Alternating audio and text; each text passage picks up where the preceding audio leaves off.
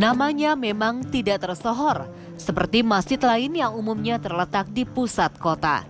Menemukan masjid ini pun tak mudah, hanya berpatokan pada kawasan wisata Umbul Pengging di Kecamatan Banyudono, Boyolali, yang erat dengan peninggalan Kasunanan Surakarta pada masa silam. Sesuai dengan tulisan Jawa itu, Masjid Ciptomulyo itu didirikan pada tanggal 14 Jumadil Akhir tahun J, harinya Selasa Pon. Angka tahunnya 1838, itu tahun Jawa. Yang mendirikan Pakubuwana ke-10 Ratu Solo.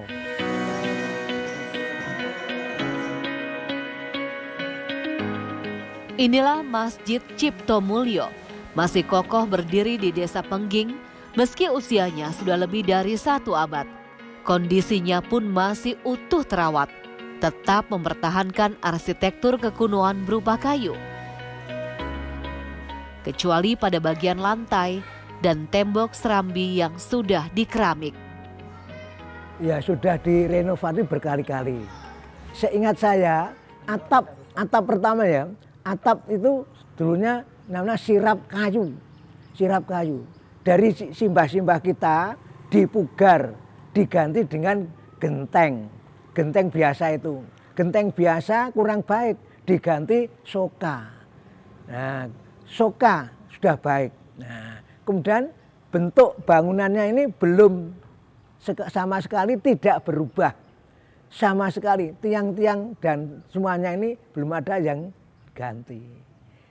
Nah, tembok itu ya seperti ini. Nah, sekarang setelah itu tadi dipugar oleh bapak-bapak yang sudah meninggal, dari pemerintah kita, dari sononya itu dipugar yang sekarang atapnya diganti sirap esbes. Nah, kemudian lantainya diganti seperti ini, marmer. Temboknya masih belum. Nah, marmer yang telah ada ini, yang renovasi ya kita yang ada di sini ini. Ambil uang dari kotak infak. Masjid Ciptomulyo merupakan masjid bersejarah dan merupakan jejak peninggalan dalam penyebaran Islam khususnya di wilayah Pengging. Selain namanya yang unik, bangunan Masjid Ciptomulyo juga menampilkan desain Jawa kuno berbentuk limasan dan menyerupai pendopo. Masjid ini memiliki 5 pintu utama yang semuanya terletak di bagian depan bangunan masjid.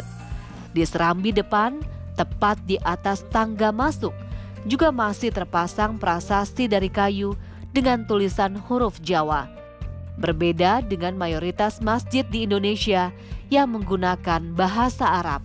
Ciptomulyo itu diciptakan agar supaya yang semua berjamaah di Ciptomulyo ini menjadi orang yang mulya dunya, mulya akhirat. Jadi fit dunya wal akhirah, menjadi idam-idaman kita semua. Nah, jadi sholat nang masjid Ciptomulyo kuwi ayem tentrem. Gitu. Jadi mulya dunya, mulya akhirate.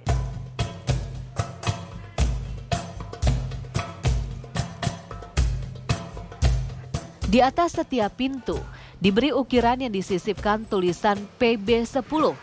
Keterangan ini memberikan isyarat bahwa masjid dibangun pada masa pemerintahan Pakubuwana ke-10 pada tahun 1838. Seusia dengan Umbul Pengging, sebuah kompleks pemandian yang juga merupakan peninggalan Kasunanan Surakarta. Di sini itu bekas pesanggrahan Ratu yang ke-10 tadi. Tempatnya sekarang di Kapu Janggar situ. Dulu itu pesanggrahan Ratu 10. Pesanggrahan itu tempat istirahat keluarga Ratu. Nah, kemudian karena sudah istirahat akan mandi. Mandinya di Umbul Pengging sana. Namanya siraman dalem. Keluarga Pakubuwana sana. Setelah siram, yang sholat ke sini. Gitu. Insya Allah itu betul, insya Allah.